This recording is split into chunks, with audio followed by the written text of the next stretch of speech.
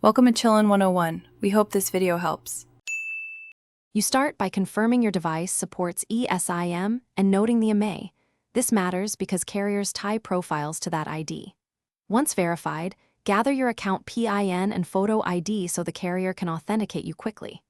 Next, request an Esim activation from your carrier, either a QR code, activation code, or a carrier app link. Do this now so you can move straight into installation. The faster you authorize, the quicker the carrier issues the profile needed for the next step.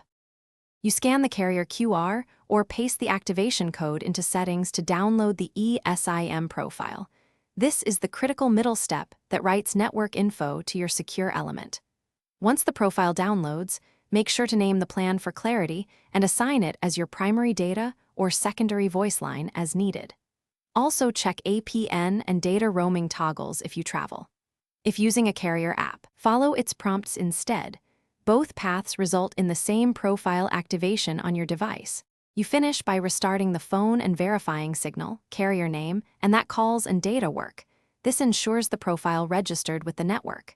If something fails, remove and reinstall the Esim, verify the IMEI matches the carrier record, and request a reissued profile if needed. Make sure to save the QR or activation code securely. This speeds recovery if you reset the device. One key troubleshooting tip: if you see no service, confirm the carrier has fully provisioned your account before more complex steps. Thanks for watching. Consider subscribing if we helped you.